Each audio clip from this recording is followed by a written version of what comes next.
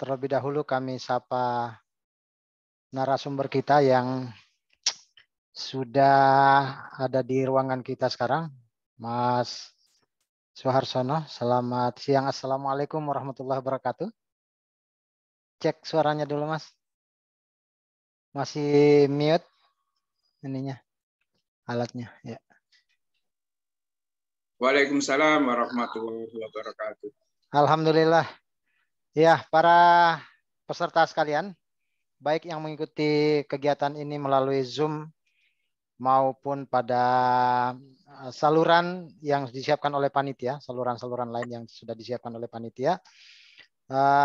Pada siang hari ini kita akan mencoba memasuki satu perbincangan dalam rangkaian short course kita kali ini. Mari kita mulai terlebih dahulu dengan mengucapkan basmalah. Bismillahirrahmanirrahim. Assalamualaikum warahmatullahi wabarakatuh. Alhamdulillahirabbil alamin wa bihi nasta'inu ala umuruddin waddin. Wassalamu ala Rasulillah Sayyidina Muhammad wa ala alihi at-tayyibin at-tahirin wa ashabil muntajabin. Asyhadu an la ilaha illallah wa la syarika lahu wa asyhadu anna Muhammadan abduhu wa rasuluh la nabiyya ba'da. Terima kasih kami ucapkan pertama-tama kepada Mas Harsono, Bapak Suharsono yang sudah meluangkan waktu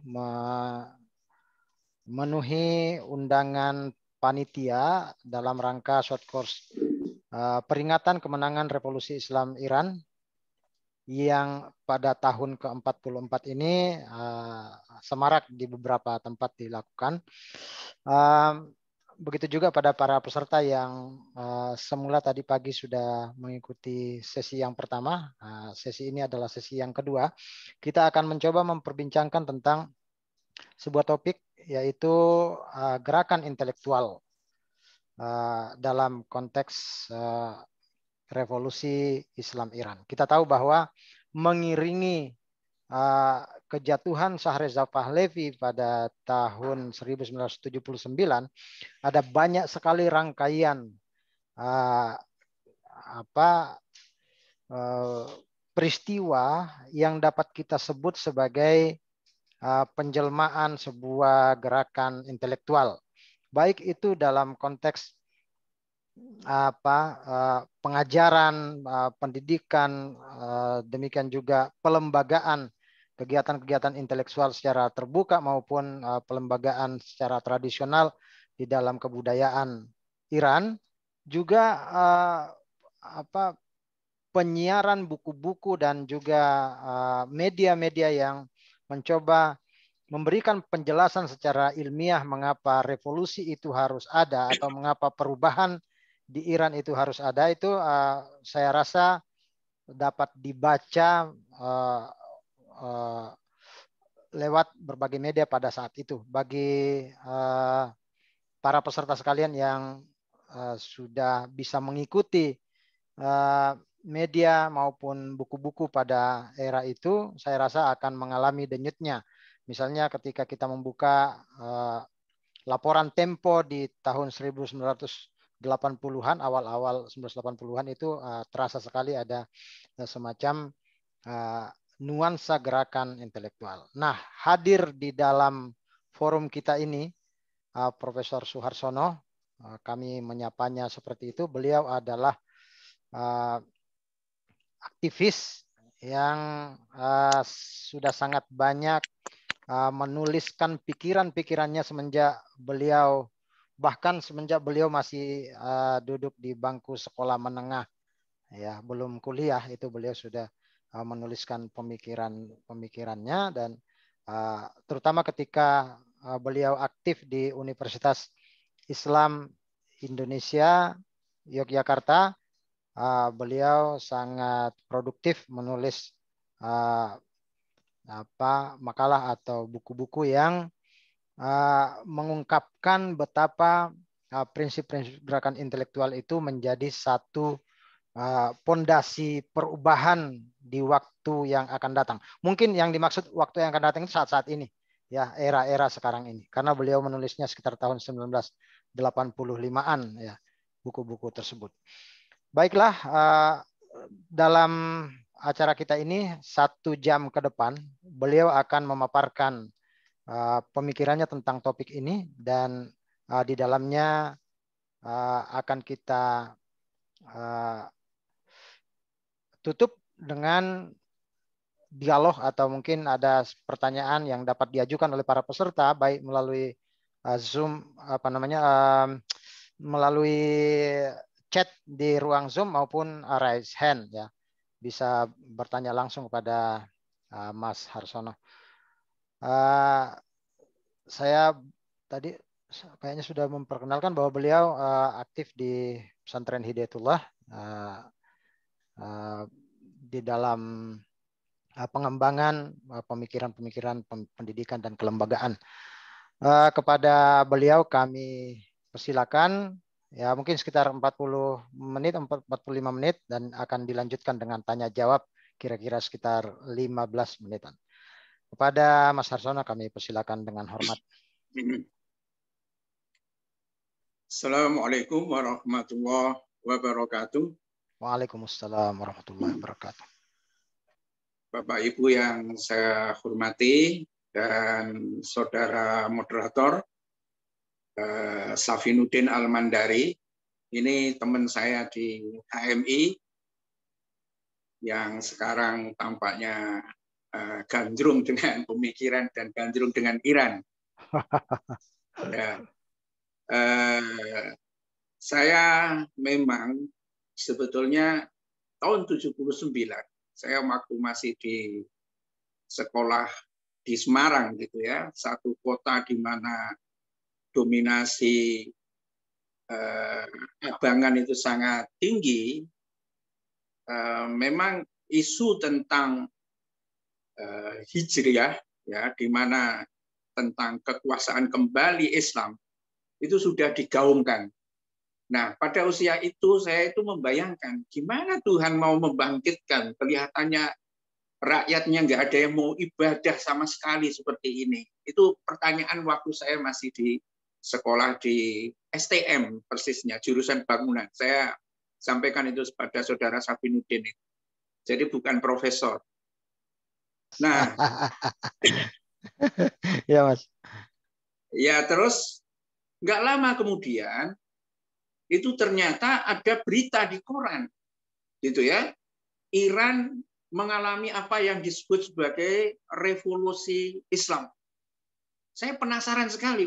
Ada rupanya sebuah negara hari gini ya menyatakan diri revolusi karena waktu itu yang sangat kuat adalah sosialis, gitu ya. Ternyata menyebut dirinya sebagai revolusi Islam dan dipimpin oleh Imam Khomeini, Ayatullah Khomeini. Itu pikiran saya sederhana waktu itu. Saya kaget, saya terkejut gitu kan.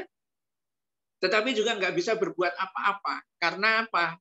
Betapa sedikitnya media memuat berkenaan dengan revolusi itu di koran-koran di Indonesia ya. Zaman itu membaca koran itu kelas menengah. Kita yang sekolah ini nggak mampu langganan koran, dan koran lokal itu tidak banyak memuat berita tentang luar negeri. Akhirnya ya sudah, nggak berjalan lama. Memang kemudian setelah aktif di HMI, ya saya akhirnya kontak kembali.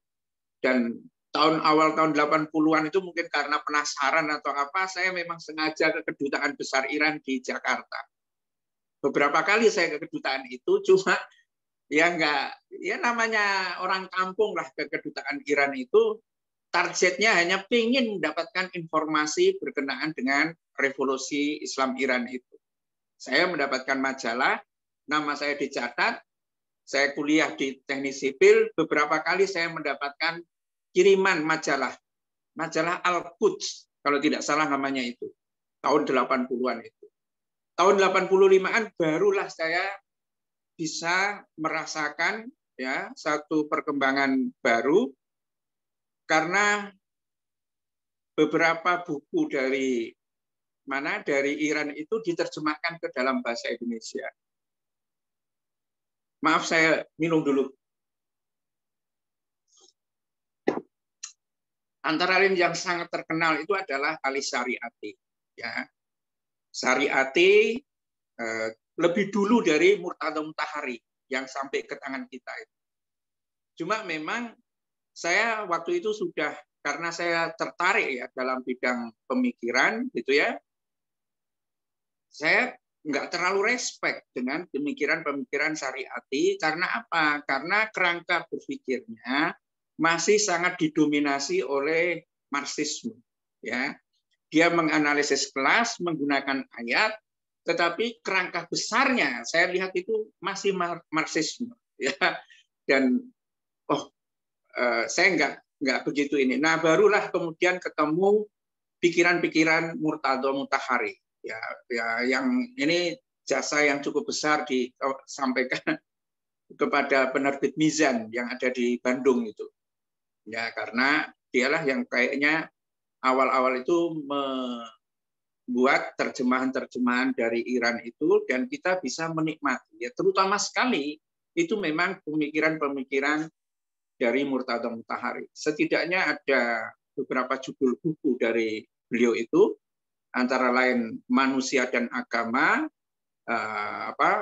Masyarakat dan Sejarah, terus apa lagi. Ya, tetapi frame besarnya adalah bahwa pikiran-pikiran ini menunjukkan satu superioritas ajaran Islam itu di dalam menganalisis realitas kehidupan sosial, atau bahkan menguji tentang teori-teori revolusi yang ada, misalnya dalam Masyarakat dan Sejarah itu. Bagaimana kepedulian Murtada Mutahari itu terhadap pikiran-pikiran Marxis yang saat itu digandrungi oleh anak-anak muda di Yogyakarta, itu kayaknya menjadi kerdil itu pikiran sosialisme yang ada di Marxisme itu. Dan saya merasa pride gitu ya, merasa bangga dengan pikiran-pikiran Murtada Mutahari. Nah, saya akhirnya aktif di HMI MPO. HMI MPO itu Bapak-bapak sekalian, berbeda dengan HMI Dipo. Kami dari dulu menolak asas Pancasila itu. Ya, dulu ya. Sekarang ya nggak usah diomongin. Dan memang sangat percaya dengan integritas dan kesempurnaan dari Al-Qur'an itu, ya. Nah, ini ada pakar dari Iran, pertama latar belakangnya dia memang dan saya kira dengan seniornya, murid yang dikagumi oleh gurunya Ayatullah Khomeini tentang Murtada Mutahari ini, terlibat dalam revolusi, ya. Kemudian yang kedua, menghasilkan karya-karya berkenaan dengan revolusi Islam itu, ya. Nah, saya kebetulan punya kesempatan ya menjadi instruktur di HMI ini di Jogja. Ya, saya akhirnya mengembangkan pikiran-pikiran dari Murtada Mutahari ini, Ayatullah Murtada Mutahari. Bukan hanya di sekitar Jogja, bahkan intensif saya beberapa kali ke Makassar, itu saya bawa pikiran-pikiran dari terutama sekali ini Murtada Mutahari. Dan memang kalau saya bandingkan ya, karena pada masa itu kan ada pikiran-pikiran dari beberapa negara, ya. Pertama, kalau dari Saudi Arabia itu persoalan tentang hal-hal yang sangat praktis, ya. Kalau di kalangan kelompok HMI tidak begitu menarik yang seperti itu, kayak petunjuk teknis bagaimana berislam gitu ya. Kemudian dari Ikhwanul Muslimin itu juga banyak karya-karya, tetapi karya-karyanya masih internal sifatnya, dia tidak menjangkut di luar. Kemudian berikutnya adalah dari Pakistan. Di zaman itu yang cukup berkembang adalah pikiran-pikiran Fazlur Rahman, gurunya Syafi'i Ma'arif, gurunya Canur gitu, almarhum, dan seterusnya. Tetapi pikiran-pikiran ini itu tidak menunjukkan bentuk superioritas sebagai sebuah ajaran. Jadi masih ada di bawah bayang-bayangan dari pemikiran-pemikiran barat. Nah, yang dari Iran ini lain gitu, ya. Itu yang kemudian mendorong saya itu, wah, yang ini saya kira kan, dan saya dengan senang hati itu kemudian mempromosikan banyak berkenaan dengan revolusi Islam itu. Bahkan ya tahun 2002 menjelang reformasi lah ya, kita Kongres HMI itu saya pelajari Undang-Undang Dasar Iran itu mau saya terapkan di HMI MPO ya, dalam menyusun bagaimana sebuah konsep menurunkan dari nilai menjadi aplikasi itu seperti apa. Itu saya kagumnya bukan main terhadap Undang-Undang Dasar Iran itu yang dibikin saat itu kalau tidak salah lebih dari 300 pasal ya, menguraikan bagaimana wilayatul faqih itu. Sangat luar biasa menurut saya ya. Karena kalau kita bandingkan dengan Undang-Undang Dasar 45 ini, kenapa seperti pasalnya kayak karet ditarik ke sana kemari, karena interpretasinya tidak memadai. Ya, saya harus katakan itu. Ya, disinilah kemudian memang kemudian di HMI MPO itu juga cenderung orang itu membangun tema-tema besar sangat bersesuaian dengan pikiran-pikiran besar yang ada di Iran. Pernah sekali waktu saya diwawancarai untuk disertasinya Rusli Karim almarhum gitu kan. Kita ini dianggap organisasi fundamental tetapi caranya itu moderat gitu ya. Saya katakan bahwa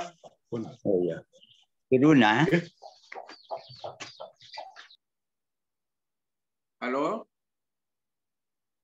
Lanjut Mas, lanjut. Oh ya. Ya, saya katakan bahwa pendekatan yang digunakan oleh HMI itu adalah pendekatan yang sifatnya pendekatan makro, peradaban. Dan itu bisa kalau kita mengembangkan gerakan pemikiran. Ya, gerakan pemikiran. Tampaknya Rusli Karim tidak memahami masalah itu. Saya katakan, Anda jangan menyamakan antara HMI MPO itu dengan NU atau dengan Muhammadiyah. Beda sekali. Paling tidak Anda harus bandingkan MPO itu dengan sejarahnya sejarah MPO itu dengan sejarahnya Rasulullah.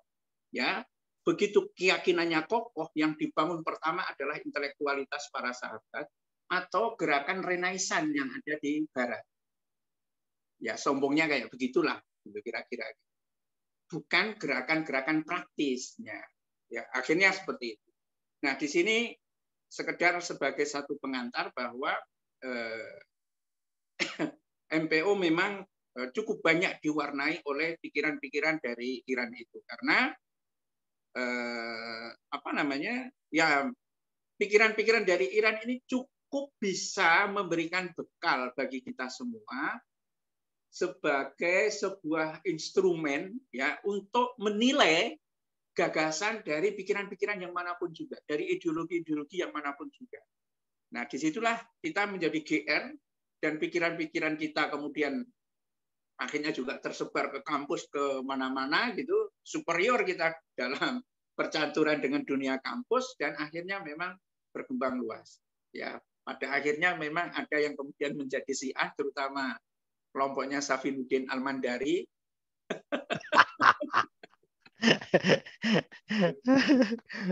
Oke. Banyak yang dari Makassar seperti itu. Ya saya sih enggak masalah orang mau Syiah mau Sunni asal enggak menggunakan PBB menjadi usul fikihnya gitu. Kalau seperti itu sudah mazhabnya sudah sangat beda. Karena Syiah ataupun Sunni itu rujukan utamanya adalah Al-Quran dan Sunnah, bukan piagam PBB. Tapi kalau sudah ngambil piagam PBB, wah itu saya berbeda jauh deh. Tapi selama itu dia memakai Al-Quran Sunnah, kemudian sahabat, bagus saja menurut saya. Ya.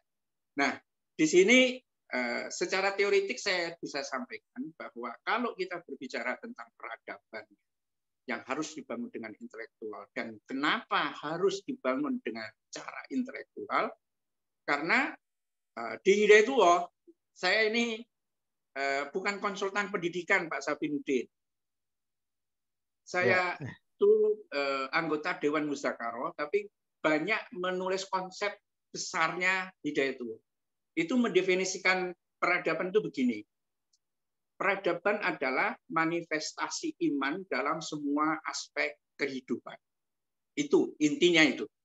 Jadi kalau kita memahami peradaban Islam, artinya adalah peradaban ya yang menunjukkan core iman kita itu dimanifestasikan iman itu dalam semua aspek kehidupan.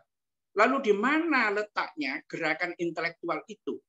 Nah, di sini memang cermin yang bisa kita lihat adalah apa yang sudah dikemukakan oleh Ibnu Arabi. Jadi Ibnu Arabi ini membagi dunia itu 3. Pertama, dunia yang sifatnya ideal. Yang kedua adalah dunia yang sifatnya imajinal. Yang ketiga adalah dunia realitas itu.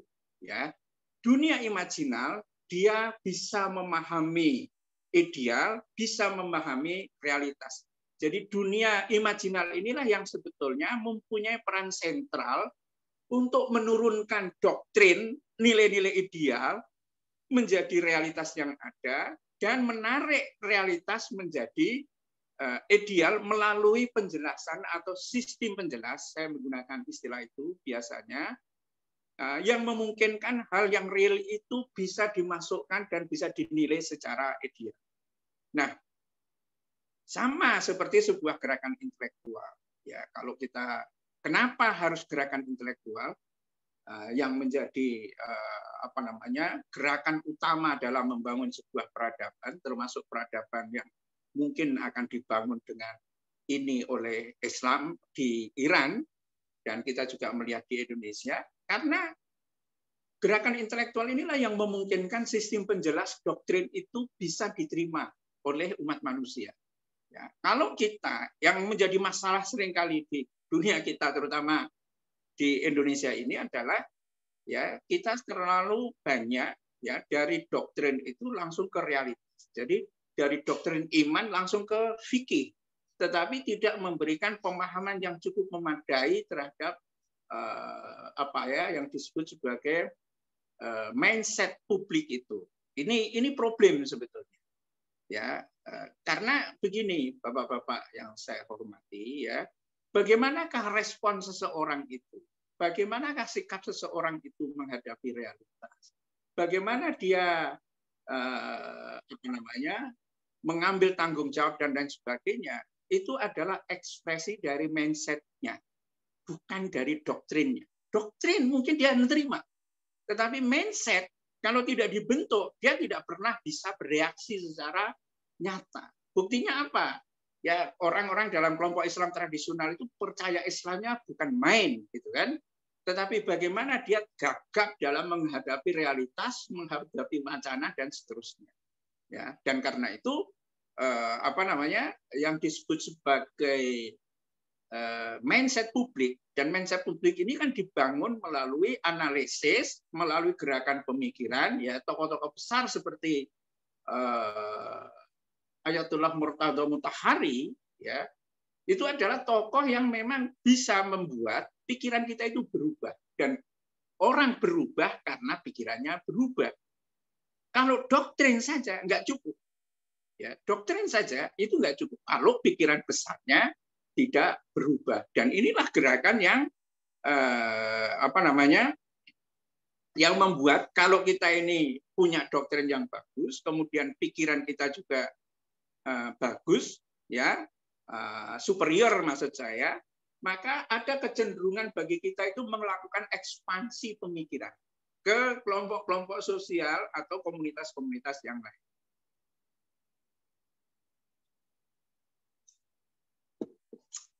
Karena dengan cara seperti itulah kita memberikan pengaruh. Sama seperti waktu kita masih muda dulu, kita training terus begitu, dan memang akhirnya kampus itu berubah.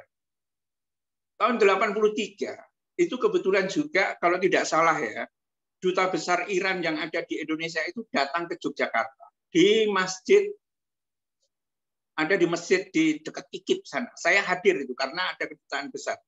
Nah, tahun itu dia menceritakan banyak tentang revolusi Islam, disinggung masalah jilbab. 83 di Yogyakarta, itu hanya ada 17 orang yang pakai jilbab. Saya masih ingat itu. Loh kenapa? jilbab zaman itu tidak cepat, padahal itu sudah ada 1.400 tahun yang lalu, gitu kan? Itu karena apa? Jilbab tidak masuk. Walaupun itu sudah dinyatakan di dalam Al-Quran, tetapi tidak membentuk mindset bagaimana seharusnya manusia itu berjilbab, walaupun itu diwajibkan oleh Al-Quran, tetap tidak membentuk masyarakat yang pakai jilbab. Ya, sehingga orang yang berjilbab zaman itu, ya anak-anak muda gitu, bisa berhadapan dengan orang tuanya, bahkan ada yang sebagian yang diusir. Sama seperti saya lihat situasi perkembangan yang terjadi di Iran akhir-akhir ini. Ya, saya tidak tahu bagaimana pemerintah Iran, tetapi yang sekarang misalnya terjadi gejolak tentang penolakan terhadap jilbab yang ada di sebagian masyarakat Iran, mungkin sisa-sisa pengikutnya Shah Reza Pahlavi, bagaimana mungkin seperti itu, karena Iran maupun Turki adalah dua negara yang dulu sekulernya bukan main, ya, sebelum revolusi Islam Iran itu, ya.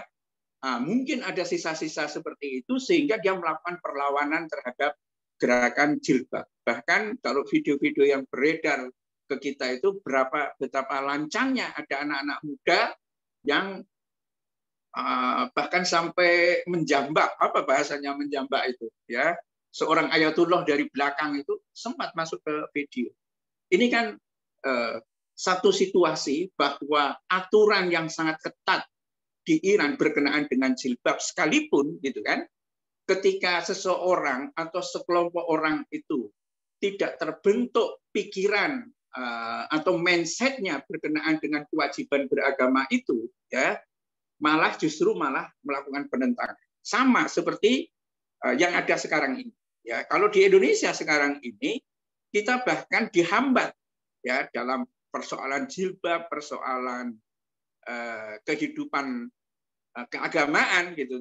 Tapi intensitas orang melakukan pengajian, memberikan pencerahan dan lain sebagainya itu tinggi, sehingga kita akan susah sekali menemukan orang-orang yang keluar rumah, ya, kalau dia beragama Islam yang tidak pakai jilbab.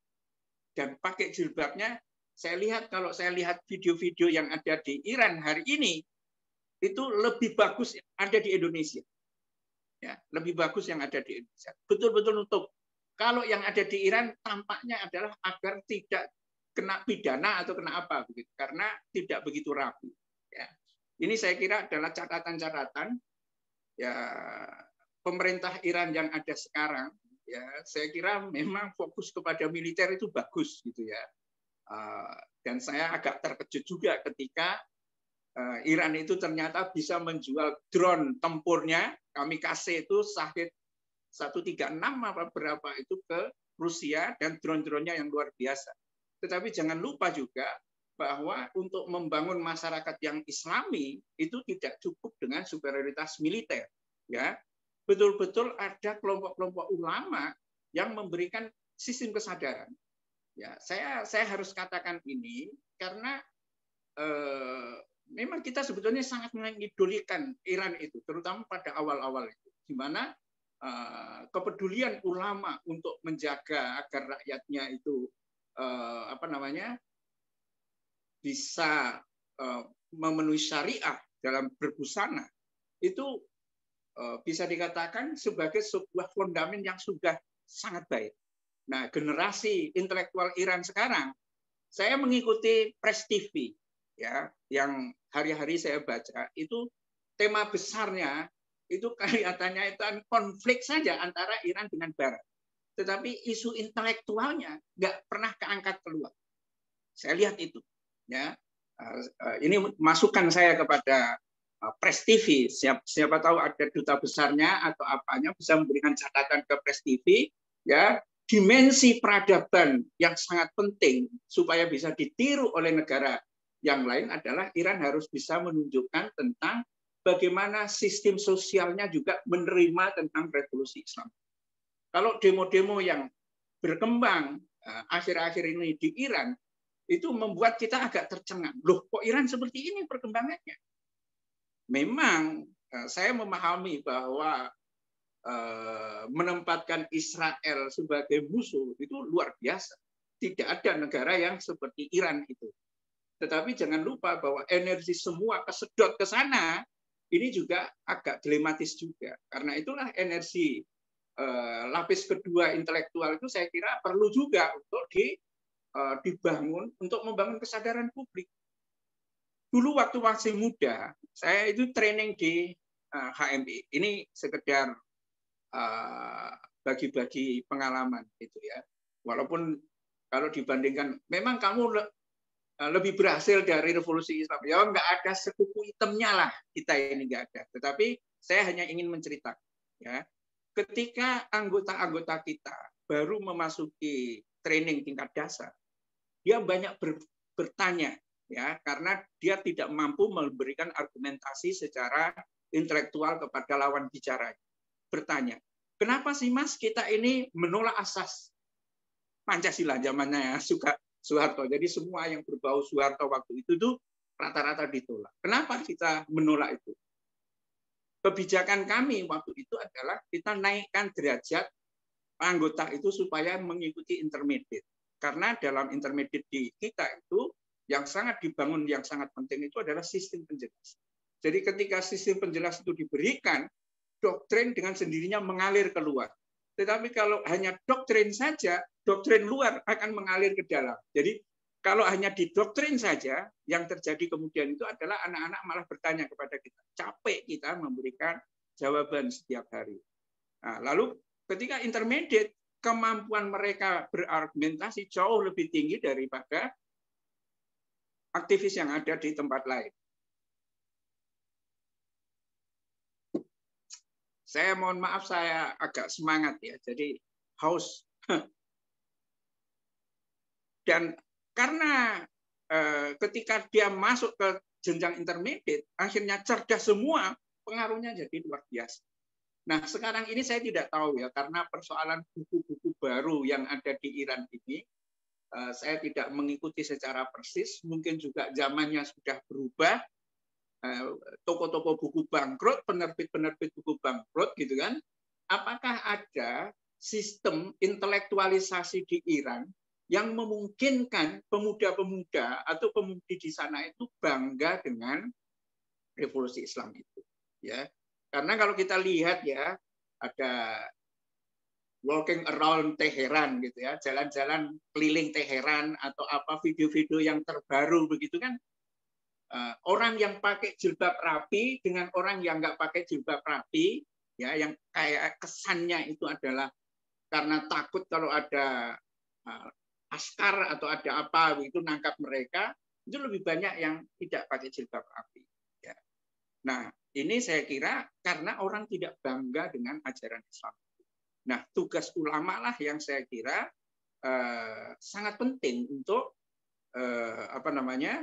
membangun sistem penjelas itu. Kalau membangun sistem penjelas itu selesai, biarpun dia sendirian, dimanapun tempatnya, konsistensi terhadap ajaran itu insya Allah akan dijaga.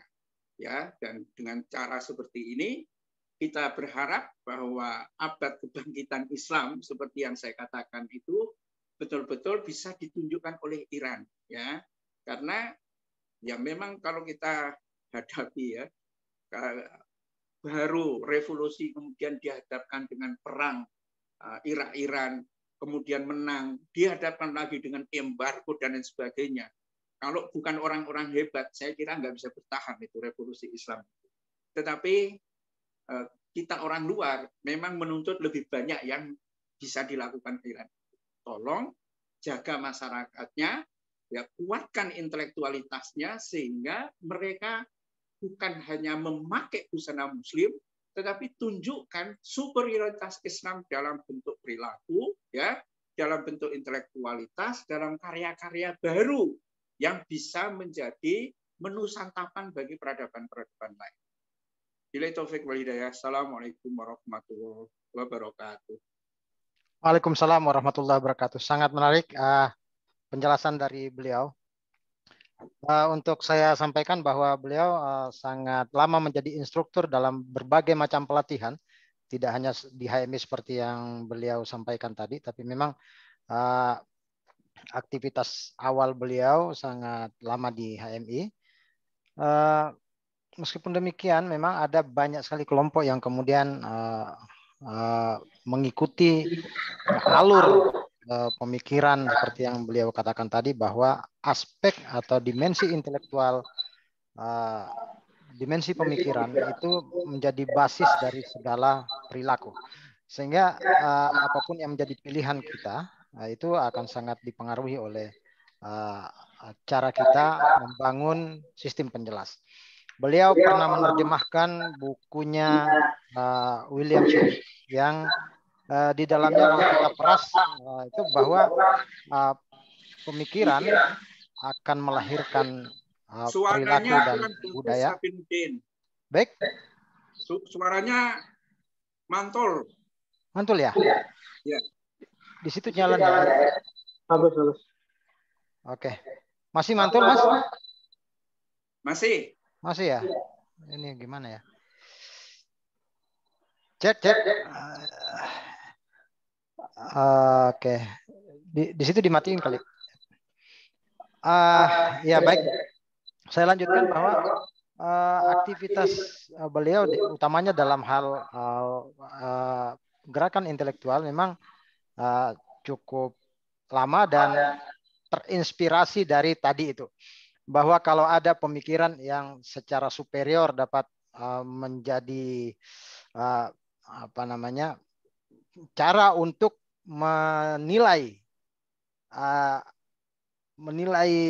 ideologi lain, itu menjadi sangat menarik, dan beliau temukan ini pada pemikiran para pengusung, para arsitek revolusi Islam Iran.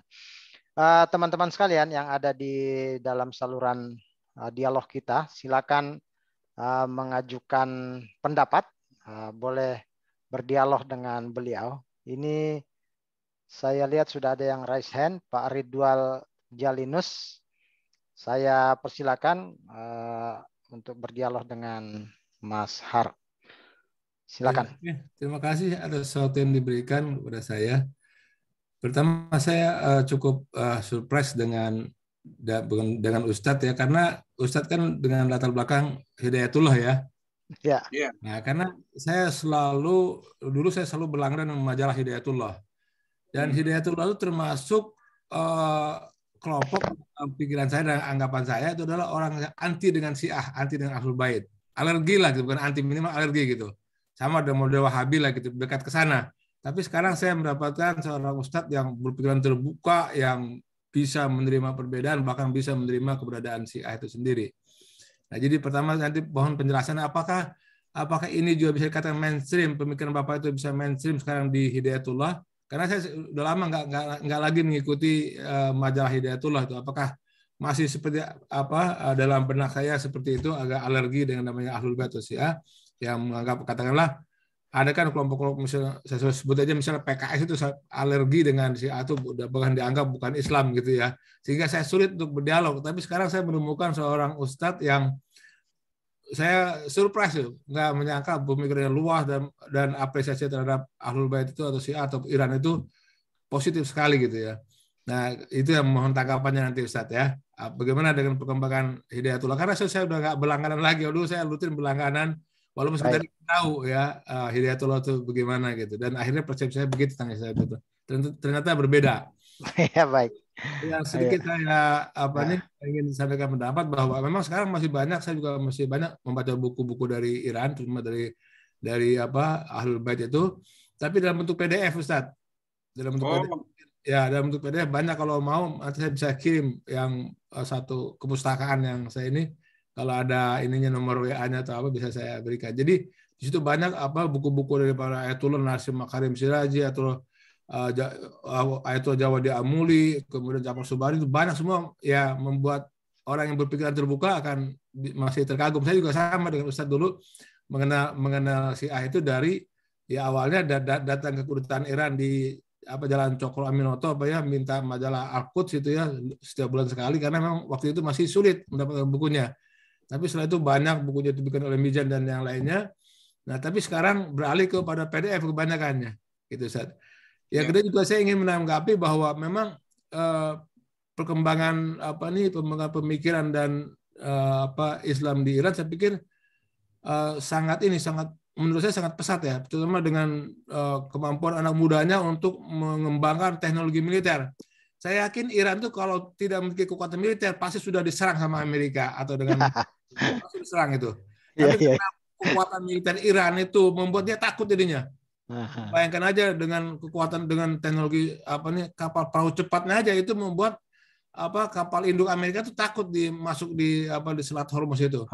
Ya. Saya yakin kalau misalnya Iran tidak memiliki kekuatan militer, nggak memiliki kekuatan, sehingga itu nggak aman jadinya. Orang umat Islam di Iran itu nggak akan aman karena pasti akan dibuat seperti di Irak, dibombardir, bahkan di Libya yang tadinya aman jadi hancur-hancuran.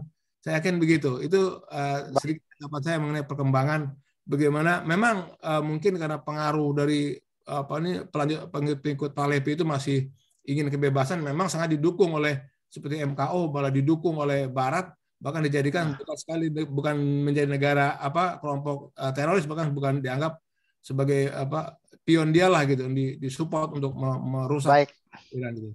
Demikian. Baik Pak Ridwan, ya. Demikian tanggapan gimana, Ustaz? Ya, baik.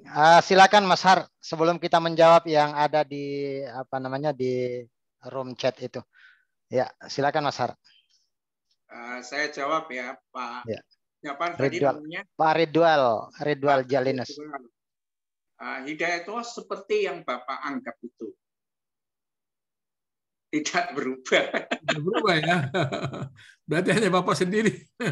Ya, saya kan lebih percaya kepada Islamnya gitu ya.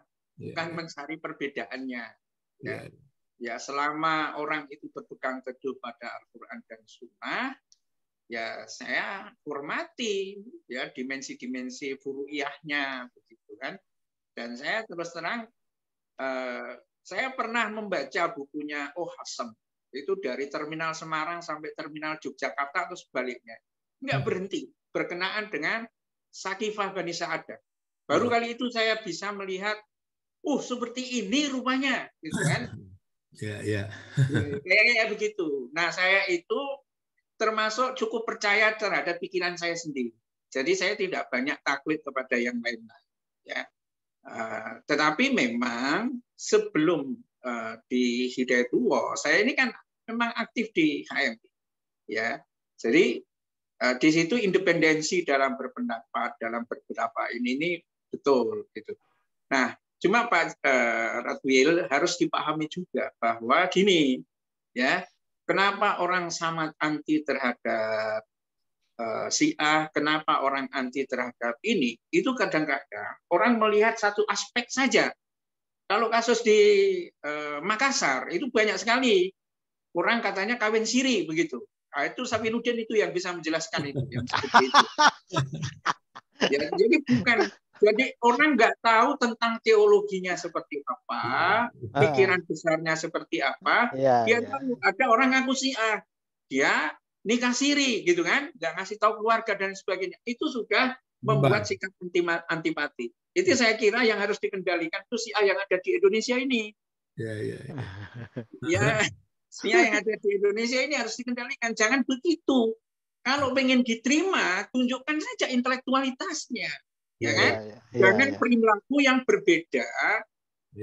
Dan yang kedua, semua orang awam mempertahankan keyakinannya itu dengan cara fanatisme. Di mana-mana seperti itu. NU anti Muhammadiyah, ya. Itu juga dengan fanatisme. Dia tidak tahu secara gambaran besarnya Muhammadiyah itu apa, gitu kan? Tapi satu saja yang dilihat dari Muhammadiyah, nggak pakai kunut, misalnya. Itu bisa menimbulkan singkat antipati. Memang orang awam itu menjaga imannya itu dengan fanatik. Kalau enggak, hancur dia.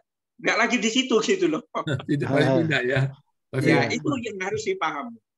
Nah, kalau kita misalnya, saya bisa dikatakan agak orang aneh di Hidayatullah itu. Kenapa begitu? Ya mungkin karena saya bisa membuatkan konsep. Jadi saya tidak ada yang gantikan saya gitu loh di Hidayatullah itu. Mungkin karena itu masih dipakai. Nggak apa-apa juga kalau nyebar seperti ini. Apalagi saya sudah tua sekarang, sudah 60 tahun. Saya setuju dengan Pak Redwill tadi itu bahwa betul ya, Iran itu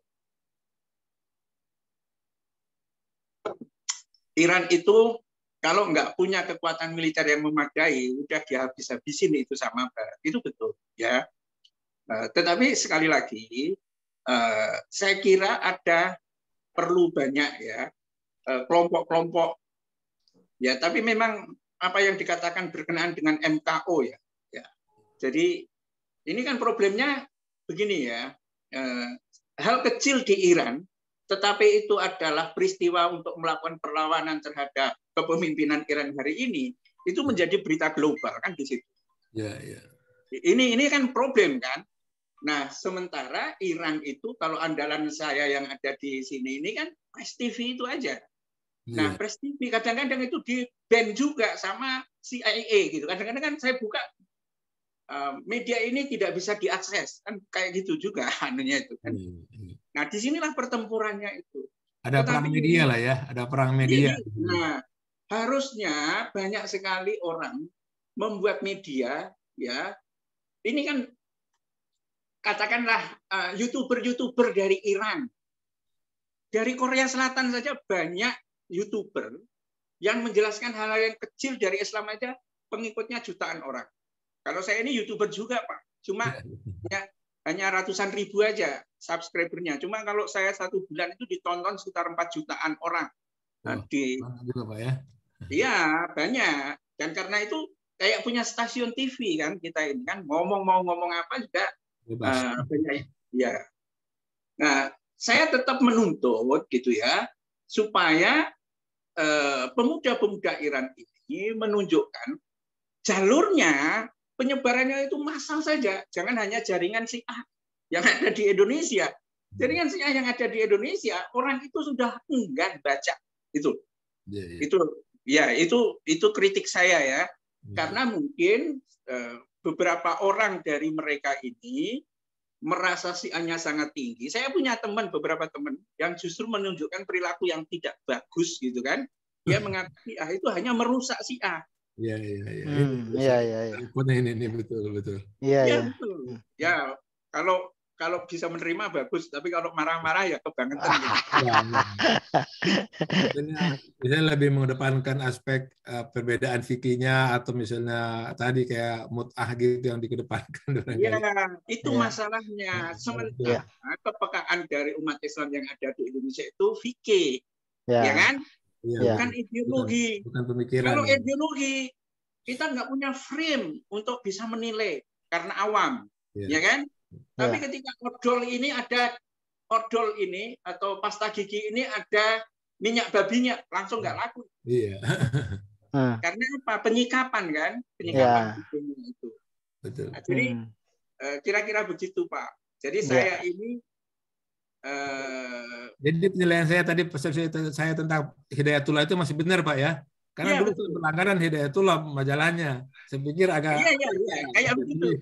Rupanya Bapak sendiri, Bapak orang minoritas atau kecil lingkaran kecil di Hidayatullah gitu ya, akan berhadapan dengan mainstream yang berbeda. Bukan lingkaran kecil, sendirian. Sendirian. Baik. Oke, makasih Pak. Makasih banyak Pak Ridwal Jalinus. Kita beralih ke penanya. Ini ada yang bertanya di ruang chat. Tapi saya ingatkan bahwa waktu kita sisa sedikit, sisa 5-10 menit saja. Ini ada pertanyaan. Saya mengikuti salah satu ulasan YouTube Bapak Islah Bahrawi bahwa kita tidak pernah punya sejarah gemilang dalam politik Islam kecuali jika berfokus pada gerakan ilmu pengetahuan. Dengan fokus pada politik akan menciptakan firqah-firqah dan muncul banyak pembunuhan sesama umat Islam akibat politik. Bagaimana pendapat Bapak, ini nulisnya Zikrina ini Pak Bapak Suharsono ya. Apakah revolusi Islam Iran juga bernuansa politik? Apakah juga bisa survive di masa depan? Nah, gitu. Ya. Pertama, kalau gerakan intelektual itu sebetulnya memang sebuah gerakan itu belum manifest dalam realitas kehidupan. Nah, kalau dalam istilahnya Ibnu Arabi itu kan baru pada alam imajinal, ya kan? Yang benar itu juga kalau ini menjadi gerakan peradaban itu sampai manifest ke dalam politik. Cuma misalnya sekarang ini, kenapa kadang-kadang politik itu disebut kotor dan lain sebagainya? Pertama, memang tampaknya tujuannya itu adalah untuk mendiskreditkan atau menjauhkan umat Islam dari politik praktis. Ya. Yang kedua, memang banyak juga contoh umat Islam yang menggunakan bendera Islam dalam berpolitik, nggak genah juga. Kalau kasus di Indonesia ya, banyak yang akhirnya partai-partai Islam itu juga kesandung korupsi. Dan tampaknya memang dibidik oleh KPK. Kalau partai lain korupsi itu hal yang biasa, tapi kalau yang korupsi itu partai Islam itu menjadi luar biasa kan begitu. Ya. Tetapi ya gerakan politik itu menjadi sangat penting. Ya, gerakan politik itu menjadi penting. Politik praktis itu penting. Apakah politik praktis itu akan menjadi benturan, saling membunuh dan lain sebagainya? Itu bagian dari risiko. Karena apa? Karena perlawanan dari orang di luar Islam, kalau Islam itu sudah membentuk satu gerakan politik, mereka sungguh-sungguh. Ya, ada pepatah-pepatah mengatakan gini, kalau orang Islam itu hanya sholat saja, biarkan saja, ya toh? Tapi kalau dia sudah bicara tentang pemikiran, waspadai itu, ya pemikiran-pemikiran itu. Nah, ketiga, kalau dia sudah berbicara masalah politik, habisin mereka. Jadi persoalan nanti itu akan terjadi benturan dan lain sebagainya, itu tampaknya sesuatu yang tak terelakkan. Ya. Tetapi kan Nabi sendiri itu membangun peradaban itu kan sampai merebut kekuasaan dari sejak ya terutama ketika di Madinah kan. Di Mekah kita bisa katakan itu ada dua gerakan, gerakan keimanan dan gerakan intelektual di rumah Arqam bin Arqam. Tapi di Madinah ketika masanya memang sudah cukup, beliau deklarasikan sebagai Daulah Islamiyah. Ya itulah sejarahnya. Karena tanpa adanya gerakan Islam yang memanifest ke dalam politik, ke ekonomi, ya, ke budaya, ke teknologi dan lain sebagainya, itu sebetulnya problem gitu loh. Nggak tuntas gerakan itu. Nah, Iran tampaknya sudah memberikan contoh, ya, sudah memberikan contoh bahwa memang seperti itu, ya harus sampai kepada kedaulatan. Kalau kita membuat fatwa, ya kemudian diserahkan kepada pemimpin yang Islamnya nggak jelas, fasik lah begitu kan? Ini kan konyol juga, ya kalau kekuasaan politik yang ngatur malah justru orang lain. Ya beberapa kasus kita lihat di negara di Timur Tengah.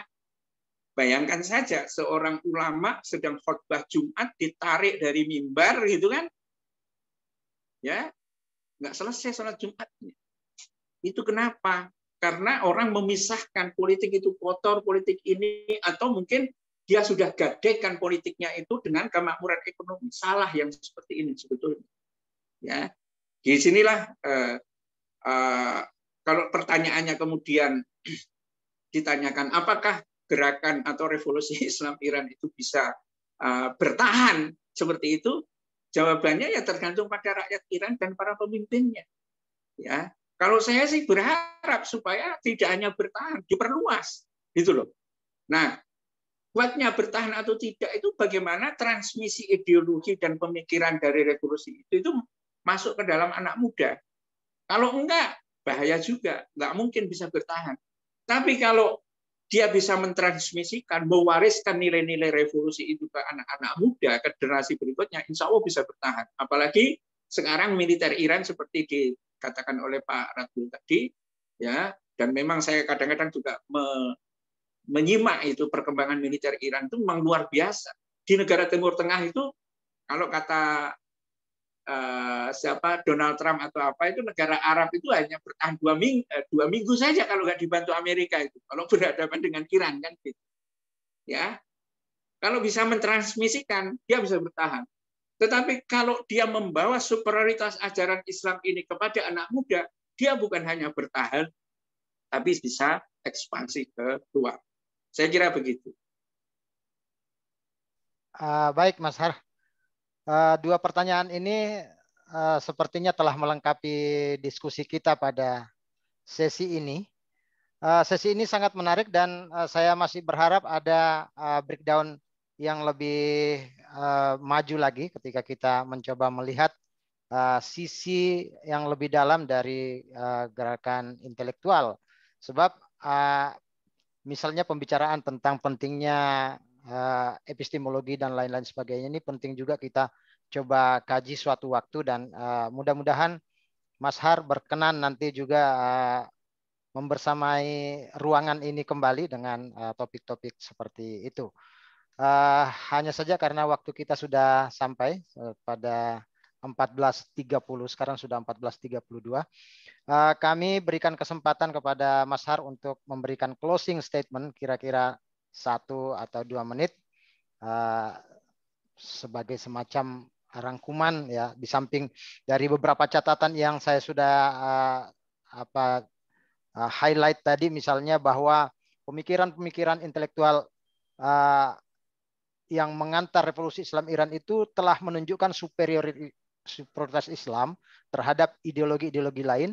Kemudian Iran bisa menjadikan Islam sebagai cara untuk menilai pemikiran dari ideologi lain itu menjadi satu hal yang amat menarik dibanding dengan revolusi yang pernah ada di dunia ini. Sehingga suatu kerangka yang dapat menurunkan aspek-aspek yang ideal, yang imajinal menjadi hal-hal yang lebih praksis, lebih realistis, itu menjadi satu keistimewaan dari gerakan ini. Sehingga gerakan intelektual ini dapat menjadi sistem penjelas yang mungkin diterima oleh manusia. Nah, kalau ini berhenti menurut Mas Har tadi, itu akan menjadi memutus amunisi kebangkitan Islam yang digaungkan di masa kebangkitan revolusi Islam Iran itu tadi. Dan beliau berpendapat bahwa seharusnya gerakan intelektual ini dapat lebih ekspansif, dapat lebih transformatif, dan perlu diperluas ke generasi atau diwariskan ke generasi berikutnya. Nah, mungkin ada kata penutup dari Mas Har, silakan ya untuk mengakhiri perjumpaan kita pada siang hari ini. Silakan, Mas. Ya, ekstrak dari Safinuddin Al-Mandari ini sudah luar biasa. Ya, mewakili pikiran saya sudah itu. Ya, tetapi memang saya ingatkan sekali lagi bahwa persoalan yang sifatnya ideologi atau intelektual itu betul-betul ditransmisikan secara sadar, ya, karena itu tidak dengan sendirinya generasi muda sekalipun anaknya ulama besar itu nggak bisa langsung mewarisi. Jadi memang harus ada transmisi besar-besaran itu ideologi ini. Yang kedua memang yang saya khawatirkan gitu ya. Kalau misalnya kita tidak superior, artinya anak muda malah mengambil peradaban yang lain, ya, dan biasanya kan begini ya, kenapa sih kita ini kadang-kadang terpesona terhadap budaya-budaya materialisme teknologi yang sudah sangat modern itu? Biasanya frame kita itu tidak memadai, ya. Tapi kalau frame kita itu memadai, walaupun kita itu canggung dalam penggunaan teknologi misalnya, itu nggak masalah, nggak akan memberikan pengaruh. Ya, contoh yang sangat luar biasa ya pendiri revolusi Islam itu. Kalau kita lihat itu kan karena memang superioritas spiritualnya iya, intelektualnya iya, moralnya iya, gitu kan? Sehingga ketika dia menerima kunjungan dari negara manapun, dia tidak inferior hanya karena negara itu lebih besar dari Iran, misalnya yang dari Rusia atau dari mana dan lain sebagainya. Kenapa begitu? Ya, karena beliau punya nilai standar yang berbeda dan meyakini bahwa standar yang dia gunakan itu lebih tinggi dari para tamu yang hanya mengandalkan materialisme itu. Ya, Kalau kita kan menerima gubernur, menerima orang kaya aja, hormat kita bukan main kan. Rata-rata kan begitu. Saya masih ingat itu ketika ada di video-video banyak kan di Iran itu tentang Ayatollah Ruhollah Khomeini, ya, imam besar revolusi kita, ya, menerima utusan dari Cecep Gorbachev. Ya, siapa itu? Siapa itu menteri luar negerinya itu yang diutus itu waktu itu, ya kan? Betul-betul inferior menteri ini. Dan apa suratnya Imam Khomeini ditujukan kepada Cecep Gorbachev itu, ya kan? Sangat superior. Kalau dia tahu tentang ini, akan kita tunjukkan hasanah yang tidak habis-habisnya, ya, berkenaan dengan Islam. Itu yang sebetulnya sangat dibutuhkan oleh rakyat internasional berkenaan dengan Iran hari ini. Ya, ada nggak person-person orang-orang dengan bahasa sekuat itu? Billahi taufiq wal hidayah. Assalamualaikum warahmatullahi wabarakatuh. Waalaikumsalam warahmatullahi wabarakatuh. Terima kasih banyak kami ucapkan kepada Mas Suharsono. Dan di akhir perjumpaan ini kami akan memberikan kenang-kenangan sertifikat kepada beliau. Mohon teman yang ada di studio untuk menampilkan secara virtual.